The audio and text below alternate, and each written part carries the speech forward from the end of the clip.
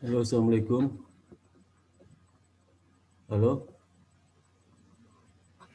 Iya Pak, Waalaikumsalam Pak. Ya, kita mulai kuliah ya. Bikin ya. Saya screen dulu sebentar.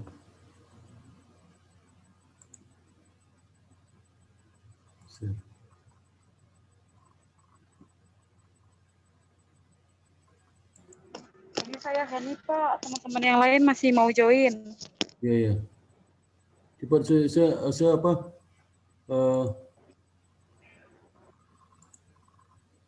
Kenapa Pak?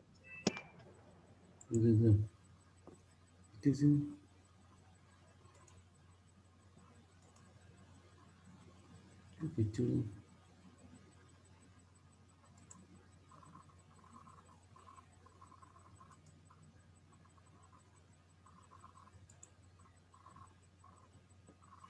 Jadi screen udah kelihatan belum?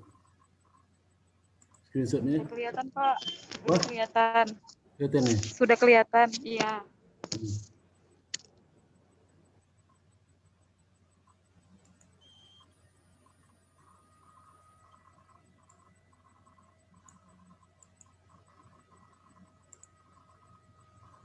Tadi udah sampai di mana ya? Sampai di apa? Ulang lagi ya. Jadi Assalamualaikum warahmatullahi wabarakatuh. Nanti kalau putus kita sambung lagi ya. Siap Pak.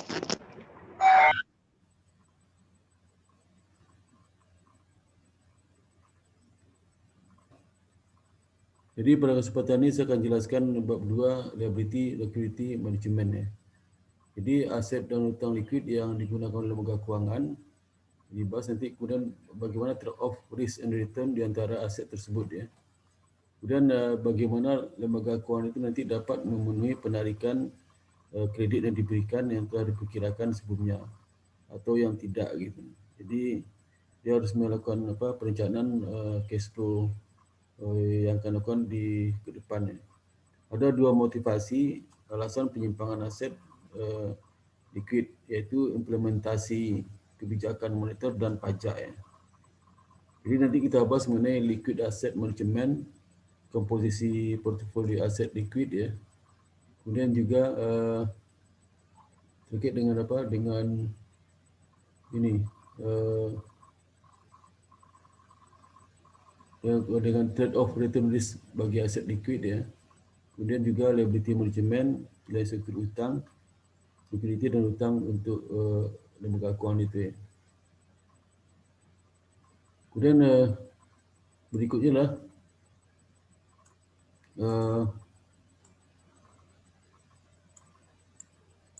itu bagaimana pengolahan hasil liquid itu ya. Bagaimana pengolahan hasil liquid dilakukan ya.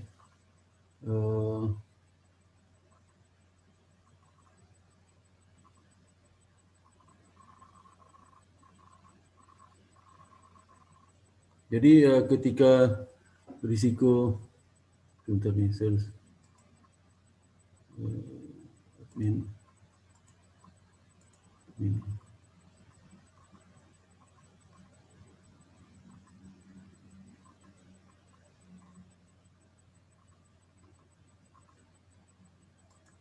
jadi ketika risiko likuiditas dapat dihindari dengan memegang aset likuid ya. Jadi bagaimana aset likuid itu dikelola oleh perusahaan ya. Kalau seandainya asetnya rendah, maka perusahaan itu akan jadi illiquid ya. Tapi kalau tinggi jadi liquid, cuman akan tekan juga masalah income akan diperoleh oleh lembaga keuangan tersebut. Ada dua alasan penetapan persyaratan cadangan minimum aset liquid dari regulator. Pertama, cadangan tersebut dapat memenuhi penarikan dana dari nasabah, baik yang dapat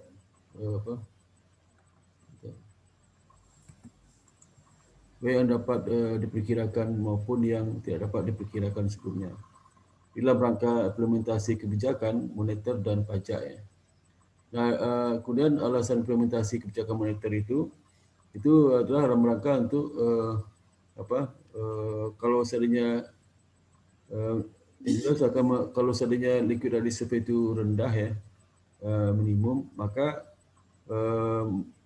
kalau dia tinggi, maka kemampuan bank untuk melempar kredit kan jadi rendah. Jadi sehingga pendapatan jadi turun. Tapi kalau GWM itu lebih rendah, itu potensi bank untuk memutarkan dana kepada nasabah dia, sehingga income-nya meningkat. Ya. Dari sisi bank sentral juga, kalau giro wajib minimum itu tinggi ya, maka itu akan memperketat uang beredar. Tapi kalau rendah, memperbanyak uang beredar. Jadi kalau dia mau meningkatkan sektor real, maka harus direndahkan giro wajib minimum itu. Jadi sebagai alat instrumen kebijakan moneter. Gitu.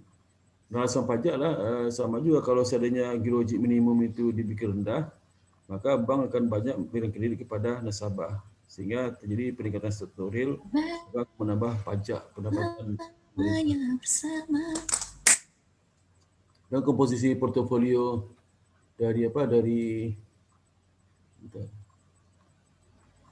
ini masuknya. Komposisi portofolio aktiva liquid ya. Jadi aktiva liquid lembaga keuangan antara kas dan sekuritas pemerintah ditentukan dengan pertimbangan earning dan melihat jelas minimum liquid asset reserve requirement. Jadi bagaimana perbankan itu nanti menentukan berapa jumlah giro wajib minimum itu, karena terlalu tinggi juga nanti terkait dengan liquidity risk, terlalu rendah juga terlalu rendah terkait liquidity risk, terlalu tinggi juga ada kelebihan dana sehingga mengurangi income dia ya. Jadi harus hitung berapa minimum rasio harus dibutuhkan ya. Nah, yang ketiga, trade off return risk dari aktiva liquid ya. Jadi ya, dalam rangka mengoptimalkan penyimpanan aktiva liquid, lembaga keuangan harus menjual aktiva liquid untuk menghindari return yang rendah. Jadi bagaimana nanti supaya kalau seandainya aktiva liquid tertinggi, maka return untuk income akan rendah juga. Jadi itu harus di trade off return on risk ya. Jadi satu sisi kalau seandainya dia rendah, risiko likuiditas naik ya. Kalau tinggi, likuiditas turun, tapi income-nya turun ya. Itu jadi ada problem juga. Jadi itu harus di trade off oleh Bank Indonesia. Jadi problem manajemen likuiditas aset reserve pada lembaga di lembaga keuangan adalah bagaimana dia mengatur jumlah rata-rata saldo harian ya, nanti untuk memenuhi ketentuan kebijakan sektor moneter di bank sentral. Jadi terkait manajemen minimum cash reserve, dilakukan penetapan dari reserve yang merupakan cash ya, currency coin yang digunakan untuk memenuhi penarikan deposito. Jadi yang ada di tangan ya, dan cash deposit yang dipegang oleh lembaga keuangan yang ada di bank sentral ya, bank sentral. Jadi ada dua. Jadi cash sama cash yang ada di perbankan itu, termasuk juga uang ada di bank lain, ditambah dengan cash yang ada di bank sentral.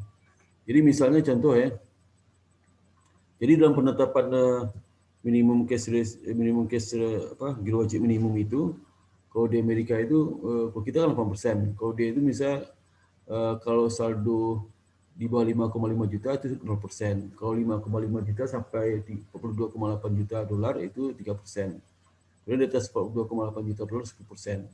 Nah itu caranya nanti seperti ini misalnya. Jadi contohnya daily average net transit account dikali reserve percentage, dapat daily average reserve requirement. Jadi contoh kalau dia itu saldonya itu ada berapa? Ada berapa ini? Itu misal saldonya 5,5 juta, itu nol kena giro wajib minimumnya. Kalau seandainya 42,8 5,5 berarti jumlah di atas itulah 42,8 berarti kurang 5,5. Nah, itu nanti dikali 3% dapat 1.119. Nah, di atas 42 itu biasanya total saldo kan 1.350,7. Maka di orang 42,8 itu tinggi di kelompok kedua. Dapatnya jadi itu dikalikan 10% dapat 130,79. Total giro wajib minimum jadi 131,99 ya. Contoh misal sini, misalnya kalau giro wajib minimum itu kan dalam rata-rata selama 14 hari. Jadi kalau dimulai di Kamis ya, kalau di Amerika itu Kamis hitungnya sampai hari Rabu 2 minggu lagi. Jadi misalnya ini net transaction saldo case-nya itu adalah satu hari pertama Kamis 1470 ya. Misalnya mungkin dalam miliar dolar 1470 ya. Dan 1470 itu berapa geologi minimum yang sesuai ketentuan yang ada. Maka ketentuan yang ada kalau saldo di 5,5 dipotong 5,5 itu 0%. Nah, saldo 42,8 dikurang 5,5 itu dikali 3%. Kemudian sisa berapa? Sisanya di atas 42,8 adalah 1470 dikurang 42,8. Dapatnya dikali 10%, dapat 142,70. Jadi totalkan saldo geologi minimum hari itu yang sesuai ketentuan, itu yang kelompok 2 tambah kelompok 3. 1119 tambah 142.720. Dapat 143.839. Nah, seluruh case di bank itu 30.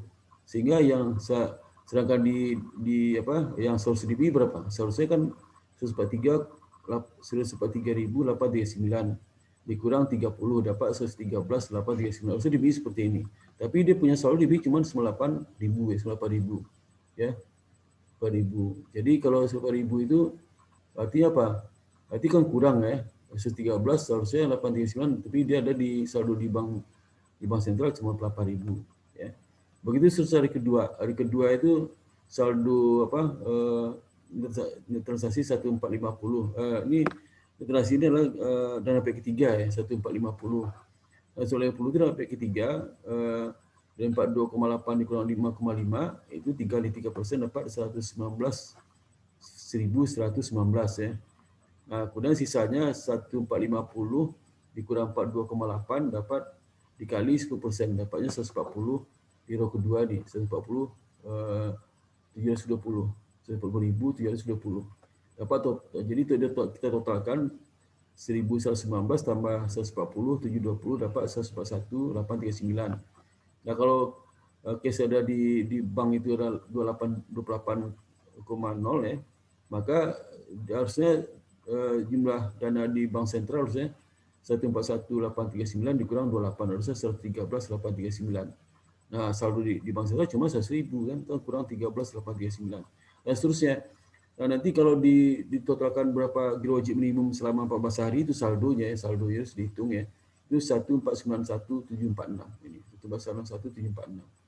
Nah, dibagi 14 dapat 108.553. Ini saldo harian rata-rata geologi minimum selama 14 hari itu. Harusnya 106.553. Nah, di BI total seperti juga. Jadi saldo bank itu di BI, di Bank Indonesia ya, harusnya 1491746 ya, seharusnya. Nah, kalau hari pertama kurang, hari kedua kurang, hari ketiga kurang, hari ketiga masih kurang juga, hari ke-6 lebih ya, kurang juga. Hari ke itu lebih nih ya. Hari ke berikutnya harus 9989 tapi dia 101 lebih ya. Ini kurang. Kurang berikutnya kurang lagi, berikutnya kurang lagi, berikutnya kurang lagi. Nah, hari ke 314 langsung saldonya dibanyak supaya totalnya nanti 1,91726 minimalnya. Itu cara strategi dia untuk melakukan aset liquid dikelola seperti apa dengan geologi minimum seperti apa seterusnya. Nah, sehingga multilateral reserve itu hariannya. Kemudian bagaimana ini memaintain periode. Dan contoh di atas telah dihitung rata-rata minimum cadangan kas yang dipesankan bagi Bank ABC, di mana bank ini harus tetap menjaga saldo reserve cash requirement sebesar 131.900 ini, 100 ini. Harus jaga betul 131 ini ya, totalnya 131.910 saldo geologi bukan geologi minimum ini adalah terkait dengan minimum cash reserve. Geologi minimumnya 131.910 rata-ratanya ya. Kita menjaga seperti itu dan disimpan di bank sentral. Jadi selama 2 minggu itu penting rata-rata 131.900 ya rata-rata. Kalau sehari itu kalau setiap hari itu mungkin ada yang kurang ya, pokok totalnya nanti 1491728 atau rata-rata 106.553. Nah, itu yang harus dilihat di dalam dalam pengaturan aset likuid dalam pemenuhan geologik minimum ya. Jadi seorang manajer cash reserve bank harus tahu berapa target nilai cadang minimum kas yang harus disimpan di bank sentral melalui reserve maintenance period ini. Ini.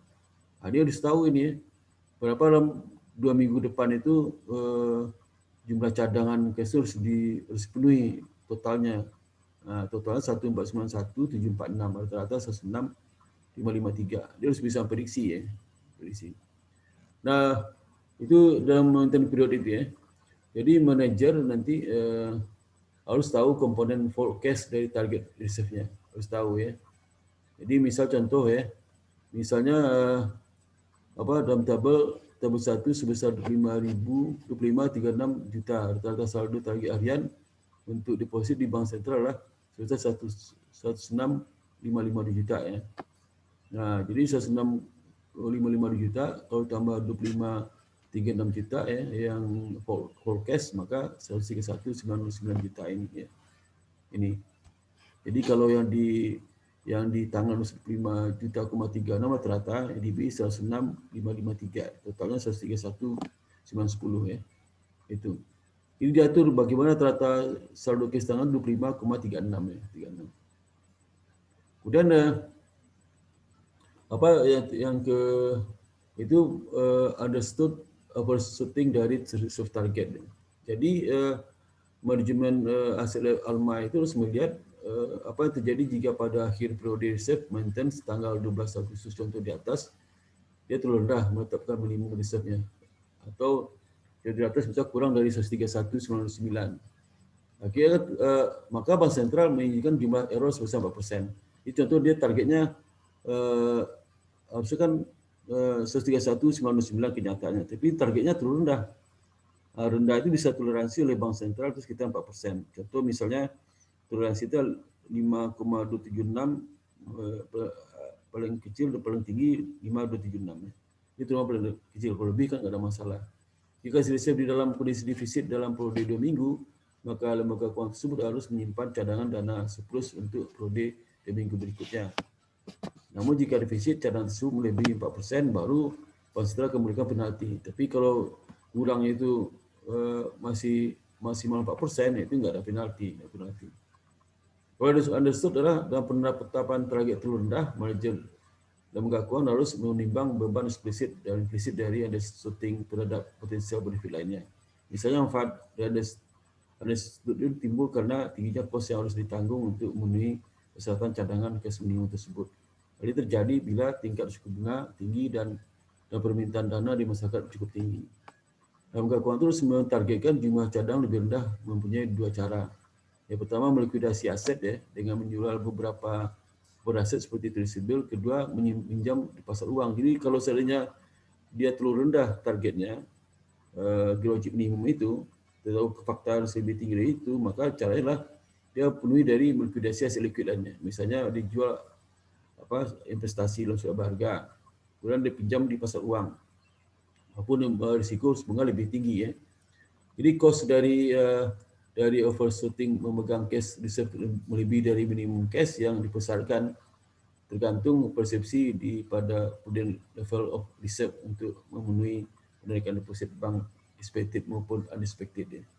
Dan jumlahnya lebih tinggi atau lebih rendah dari jumlah cadangan minimum cash yang dipesarkan. Jadi GWM-nya jadi bisa lebih tinggi, lebih rendah ya. Misalkan loaded 12%, T-bill 7% ya. Dan itu diperoleh dari kelebihan menyimpan cash 0%, opportunity cost dan return yang terima lembaga keuangan itu dari kelebihan memegang cadangan dalam bentuk cash atau dalam bentuk T-bill adalah sebagai berikut ya. Jadi opportunity cost cash 20% dikurang 0% dapat 12%. Opportunity cost T-bill 20% kurang 7%, jadi 5% ya. Persennya. Nah, itu yang opportunity cost ya. Kalau dia itu di T-bill ya, T-bill. Ya.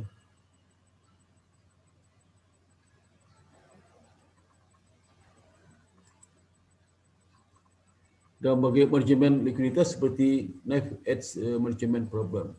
Itu biasanya mengelola likuiditas ibaratnya seperti situasi dua mata uang pisau. Jadi kalau terlalu tinggi nggak baik ya, terlalu rendah juga nggak baik ya. Bila terlalu banyak memegang dana liquid, aset akan mengurangi earning ya. Itu seperti yang saya jelaskan depan. Tapi kalau terlalu banyak itu dia liquid ya, tapi earningnya berkurang. Dan berikutnya kalau kurang income kepada pemegang saham juga jadi return on equity jadi turun ya. Tapi kalau terlalu sedikit risiko tinggi, liquidity risk akan naik ya. Memang income-nya naik tapi tadi krisis likuiditas bahaya juga, bisa trust juga ya, bisa trust bisa apa? Bisa crash ya. Kok trust bisa crash nanti terjadi kepanikan di nasabah, nanti nasabah buru-buru menarik dana di bank itu malah ya. Itu bahaya juga ya. Dan yang keempat, liability management. Bagaimana mengelola liability seperti dana pihak ketiga. Likuiditas dan manajemen utang lah saling berhubungan ya, berhubungan. Misal kalau seandainya mengelola aset likuid kan tergantung dari dana pihak ketiga. Dana pihak ketiga naik maka gross minimum juga naik ya. Kalau dana pihak ketiga turun, gross minimum juga turun. Sehingga bank itu akan mencoba ekspektasi berapa gross minimum dalam harian rata-rata itu. Supaya nanti pas 14 hari bisa tercapai target rata-rata sesuai dengan ketentuan yang berlaku ya. Kalau dia kelebihan sih akan mengurangi income, tapi kalau kurang dia akan pinjam di pasar uang atau dia lakukan itu dengan melalui menjual asetnya untuk memenuhi kewajiban itu. Jadi bagaimanapun kelebihan penggunaan purchase fund dalam struktur utang dapat menimbulkan krisis likuiditas jika tingkat kepercayaan nasabah turun ya, dan menolak untuk memperpanjang simpanan deposit itu lebih bahaya lagi ya. Kemudian funding risk, apa hubungan funding risk dengan funding cost ya. Jadi ingat ya, funding risk itu adalah risiko yang dihadapi karena bank itu mengumpulkan dana dalam bentuk giro, deposito, kemudian juga dalam tabungan ya. Kemudian funding cost biaya cost of fund-nya. Jadi cost of fund dengan risikonya. Jadi dalam bentukan low cost, low withdrawal risk ya dari portofolio utang lebih sulit dari kenyataannya. Itu perlu lakukan trade off ya, benefit antara utang dengan low funding cost ya. Jadi misalnya low funding cost itu seperti misalnya giro itu low funding cost ya, sehingga kalau low funding cost itu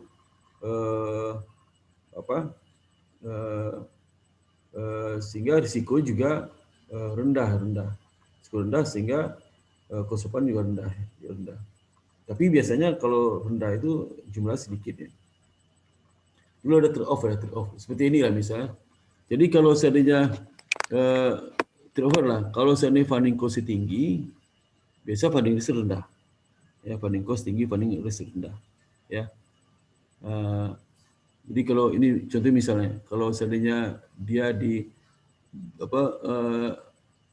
funding risk kalau dia 5 tahun ya, kalau dia dapat dana 5 tahun ya, maka kalau 5 tahun itu kan 5 tahun CD low funding risk. Jadi kalau seperti defisit 5 tahun funding risk lebih rendah ya.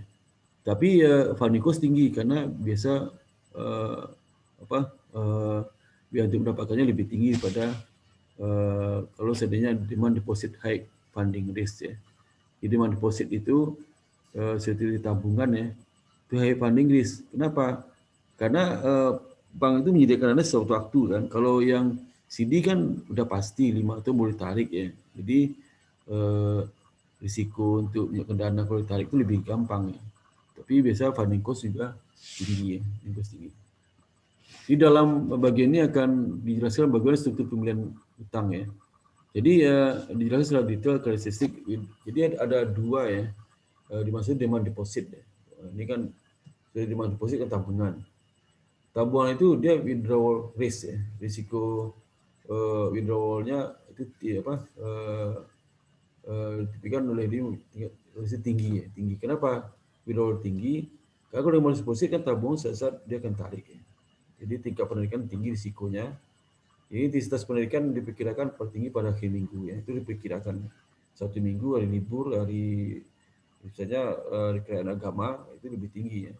Misalnya akhir tahun, Lebaran, Natal itu lebih tinggi mungkin ditarik itu. Terus bank harus melihat perilaku seperti itu. Ya. Nah kemudian cost-nya lebih rendah ya. Kenapa lebih rendah? Tingkat suku bunga rendah. Misalnya tabungan suku bunganya dibanding deposito kan lebih rendah tabungan ya.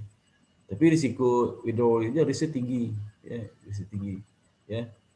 Jadi misalnya kalau tabung sekarang berapa ya? Mungkin sekitar 1%. Mungkin sebulan itu 0, sekian persen ya. Nggak sampai 1% sebulan. Kalau sekarang ini deposito 4,25%. Ya. Tabung mungkin 1%, ya, 1% setahun, ya, bukan sebulan itu ya. Sebulan. Nah kalau jadi apa? Jadi rata-rata implicit interest rate sama dengan ini rata-rata management cost per tahun, rata-rata fee per akun per tahun, rata-rata akun per tahun. Ya. Jadi maksud ini. Jadi costnya misalnya IERR, jadi ini itu sama dengannya. Jadi average implicit interest rate itu sama dengannya. Itu rata-rata manajemen cost per akun per tahun dikurang dengan rata-rata fee yang diperoleh dari per akun per tahun bagi rata-rata akses akun per tahun. Ya. Contoh misalnya average implicit interest rate ya, misalnya sama dengan 150 dikurang 100 dibagi 1.200 dapatnya 41,166% ya, itu artinya ya. Gimana ini contoh? Ya. Kemudian interest bearing checking no account ya. Jadi no account itu interest bearing checking ya. Ini risknya lebih ya, lebih ini kan jangka waktunya kosnya itu lebih seperti demand deposit ya. Itu jadi demand deposit itu kosnya rendah, withdrawal risknya kemungkinan dengan suatu waktu lebih tinggi ya, lebih tinggi. Kemudian contoh lagi seperti misalnya Facebook saving ya. Facebook saving itu di Amerika itu Facebook saving namanya. Kalau kita kan 3 ya, giro, tabungan dan deposito. Jadi kalau giro itu tingkat withdrawal risknya lebih tinggi itu, lebih tinggi ya. Maka bunga paling rendah. Karena giro itu pasti setiap saat, kalau tabungan sama giro itu mungkin paling banyak mutasi giro. Giro itu kan perusahaan banyak. Sehari itu berkali-kali mutasi. Tapi kalau tabungan mungkin mutasi mungkin 3 hari, 4 hari nggak tentu lah ya. Jarang punya tabungan pagi tarik, siang simpan, bolak-balik itu jarang. Jadi tingkat withdrawal risk itu di giro itu lebih tinggi pada tabungan. Sehingga cost of fund giro itu lebih rendah daripada cost of fund tabungan. Jadi suku bunga giro lebih rendah pada suku bunga tabungan. Yang ketiga kalau deposito. Deposito itu withdrawal risk-nya rendah. Kenapa? Kalau dia deposito sebulan diperkirakan tertarik. Jadi bank itu siap-siap menyiapkan dana. Ya itu, tapi cost of fund-nya tinggi. Misal deposito 4,25% ya per tahun. Tapi kalau tabungan itu mungkin 1%. Tapi giro lebih rendah lagi. Karena tergantung dari makin tinggi risikonya, maka cost of fund-nya makin rendah ya. Withdrawing risk-nya makin tinggi, risiko makin rendah. Cost of fund makin rendah ya. Itu intinya seperti itu. Money market deposit account ya, itu juga sama ya. Ini lebih tinggi lagi withdrawal risk-nya, sehingga cost of fund-nya kos utama dari media ini juga merupakan mekanisme pricing lembaga keuangan untuk mengontrol withdrawal risk ya. Retail time deposit ya, ada banyak jenis itu. Time deposit itu seperti deposito ya, deposito. Ya. Deposito, federal fund, ini adalah dana di bank sentral ya. Ini purchasing instrument ya. Instrument dapat dipandang sebagai transaksi collateralized federal fund. Transaksi federal fund, lembaga keuangan yang mempunyai kelebihan cash reserve menjual ke Fed Fund satu hari kepada lembaga keuangan beli. Kan di kalau di sini kan untuk clearing ya. Ada berikutnya lembaga keuangan beli mengembalikan Fed Fund ditambah bunga harian yang memproyeksikan Fed Fund di rate. Jadi melalui akun yang di bank sentral ya. Jadi sehingga cost dari repurchase agreement ini, repo disebutnya, itu karakteristik kolateral mereka RPS rate secara normal berada di bawah Fed Fund rates ya. Fed Fund yang ini, Fed Fund rate yang ini tadi itu. Ya. Juga RPS rate secara umum menunjukkan kurang fluktuasi daripada Fed Fund rate. Ini menunjukkan kurang visibilitas transaksi RPS dibandingkan dengan Fed Fund ya. Nah, Kemudian other borrowing yang lain ya, seperti bunker acceptance ya, ini terkait dengan LC ya. Atau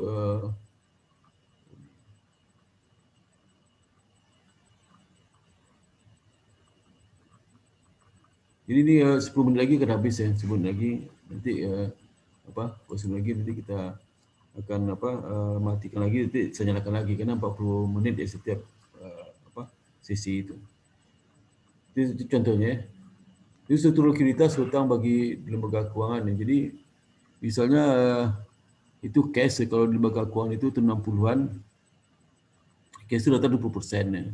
Kemudian investasi sekuritas pada lembaga pemerintah itu adalah 24%. Kalau investasi berharga dan sebagainya. Ada sekuritas 1,8%. Jadi sekitar totalkan 25,8%. Loan 46% ya. Ada aset 2% ya. Jadi kalau kita loan mungkin lebih besar ya. Loan itu lihat di perbankan kita mungkin 70%. Nah, ini sama dengan sekarang kalau di bank besar ya itu 60% loan itu. Sama kita 60 sampai 70, 60 sampai 62% ya. Kalau bank kecil loannya lebih rendah pada bank yang besar ya. Kalau bank besar itu loan itu 60,2% rata-rata dibanding total asetnya, kalau di bank yang lebih kecil 59,4%. Tapi kisaran 60%. Dan investasinya panjang itu ya sekitar 25 sampai 30% ya. Bagaimana? Nah, kalau dilihat dari struktur utangnya ya, utang giro transaksi account itu giro ya.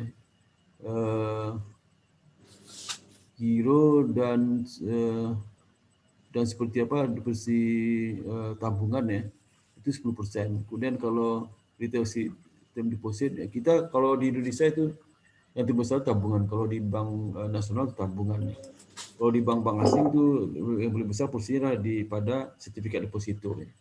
Secara tabungan mereka kecil. Kalau saya lihat di bank asing itu kan yang nasabah tabung kan nggak ramai SP ya. Karena mereka banyak main di sertifikat deposito dari perusahaan-perusahaan yang satu negara dengan bank itu. Misalnya bank Bank Korea itu punya di Indonesia ya. Nanti di struktur dan napi ketiganya paling banyak sertifikat deposito paling banyak ya. Tabung nggak banyak, giro lumayan banyak ya. Tapi kalau bank nasional terbalik, tabung yang banyak. Bank Mandiri itu tabung lebih besar jumlahnya. BTN juga tabung lebih besar. Nah, kalau kita lihat faktanya kan mana-mana nabung di bank nasional, jarang di bank asing ya. Bank asing itu menggunakan sumber dana P3-nya lah dari setiap deposito dari perusahaan-perusahaan yang ada di Indonesia yang satu negara dengan mereka. Itu ya. Kemudian terkait lagi itu struktur utang gitu ya. Jadi inti chapter ini lah, pertama kan ada bagaimana mengolah aset liquid ya. Yang kedua bagaimana mengolah utang. Jadi kalau bagaimana mengelola aset liquid ya, itu adalah itu tinggal 6 menit lagi masih lama ya. Jadi kalau mengelola utang ya, itu tutup dulu ya. Ini kalau sudah selesai ya. Jadi kalau mengelola utang, mengelola aset itu sebentar. Kalau mengelola aset itu bagaimana mengelola giro wajib minimum ya.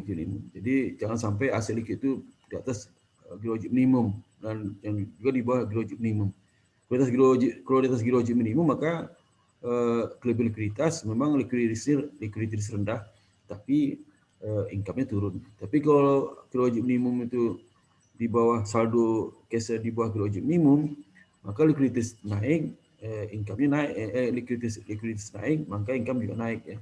Tapi risiko tinggi ya, tinggi. Nah, kalau di dalam aset pengelola utang lah, lihat struktur utangnya itu ya. Struktur utang itu lihat dua itu. Pertama withdrawal risk, yang kedua cost of fund. Jadi kalau semakin penarikan itu enggak ada jedahnya, misalnya seperti giro itu kan, giro itu masuk keluar tiap hari kan banyak. Jadi withdrawal risk-nya tinggi. So cost of fund-nya rendah ya. Nah, kemudian kalau tabungan itu kan penarikan nggak seramai nggak setinggi frekuensi dibandingkan dengan dengan giro ya, giro. Maka cost of fundnya lebih tinggi pada giro. Kalau deposito, biro risknya rendah karena bisa diprediksi kapan dinarik, ada jatuh temponya. Maka cost of fundnya lebih tinggi. Maka suku bunga deposito itu lebih tinggi pada suku bunga tabungan, tabungan lebih tinggi pada suku bunga giro. Dan struktur utang itu kalau di Indonesia ya, kalau Bank Nasional sama Bank asing itu beda. Kalau Bank Nasional banyak di tabungan, ya, daripada deposito. Tapi kalau bank asing banyak deposito, sertifikat deposito dia banyak. Dan tabungan kecil ya, karena tabungan itu kan retail dan mereka nggak gitu dikenal oleh masyarakat di Indonesia ya. Jadi maka kalau di bank swasta itu, swasta asing itu jarang nabung, tapi sampai ketiga cukup tinggi. Jadi potensi kali dana tidak sebesar mandiri sampai mungkin di aset yang 1.200 triliun ya, 1,2 triliun, mungkin sekitar 700 triliun ada di tabungan ya. Dapat ketiga itu ada sekitar 1.000 triliun ya, luar biasa kalau bank nasional. Tapi kalau bank asing nggak bisa ya. Nah, jadi yang mengadakan sertifikat deposito dari perusahaan-perusahaan itu. Oke, itu dapat saya sampaikan kuliah hari ini. Silakan buka videonya ya. Dari Tambunan.